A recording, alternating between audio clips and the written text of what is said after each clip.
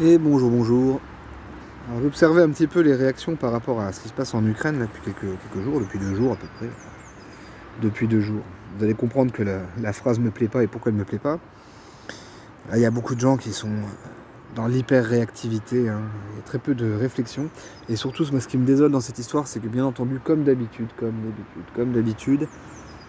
les gens, la masse, la foule s'engage dans la polarisation à pieds joints. Ah, ou t'es un pro-russe, ou t'es un pro-Ukraine, mais il n'y a pas de place pour le discernement.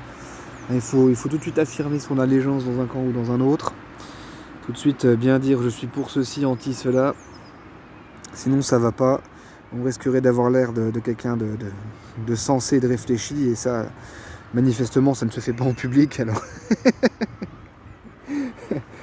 ah la vache. Je voyais là ce matin une vidéo qui est partagée par les deux camps. On voyait un père en larmes avec une petite fille en larmes dans les bras en train de monter dans un bus, les adieux.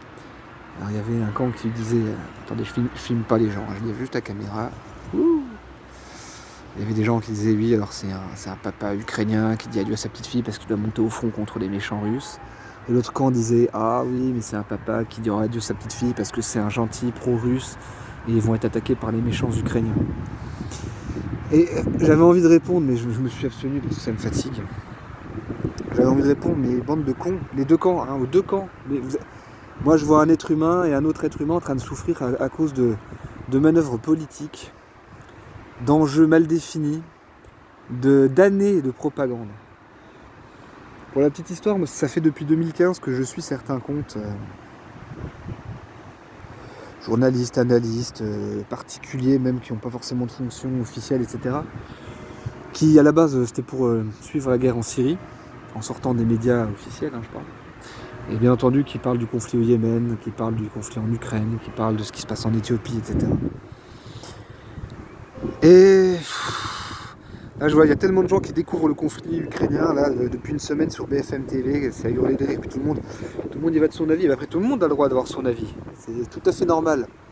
Mais surtout, tout le monde y va de son avis bas de gamme, viscéral. Je suis pour, je suis contre, il y a les gentils et les méchants. Waouh! Vous avez vraiment rien d'autre à offrir à votre cerveau qu'une analyse aussi naze des gens? Déjà, renseignez-vous un peu pour essayer de comprendre les tenants et les aboutissants. Et puis si vous n'avez rien d'intelligent à dire autre que je suis pour et je suis contre, bah fermez votre gueule. Vous n'aidez rien, hein. Vous n'aidez rien. Si vous êtes pro-ukrainien, que vous dites je suis pro-ukrainien en mettant un beau drapeau ukrainien sur votre profil Facebook, ça va arrêter assez peu de missiles russes en réalité. De la même manière, si vous dites je suis pro-russe et pro-Poutine et que vous mettez un drapeau russe ou une photo de Poutine sur votre compte Twitter, c'est très sympathique, mais Poutine ne va pas vous envoyer un chèque pour vous remercier les gens. Hein. Faut atterrir là, hein. Faut arrêter les conneries maintenant. Donc voilà la situation. Alors il y a aussi une autre catégorie d'individus là qui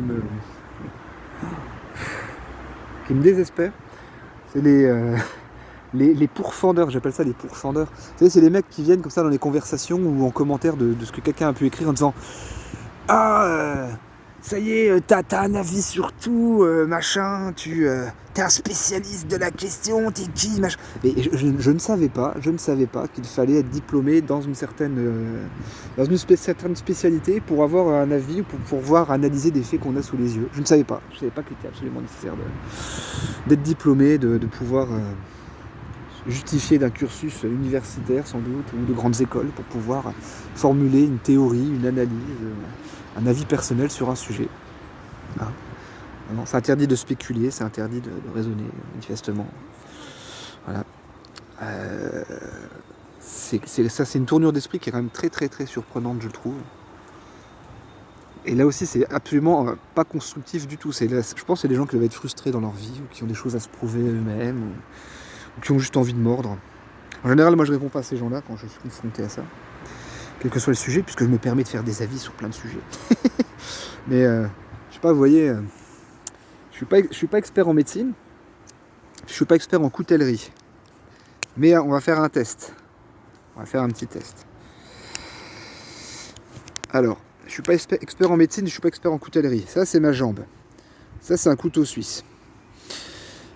J'ai l'avis que si je prends mon couteau suisse et que je fais un grand coup dans ma jambe, je vais avoir mal. c'est une expérience que je n'ai jamais réalisée.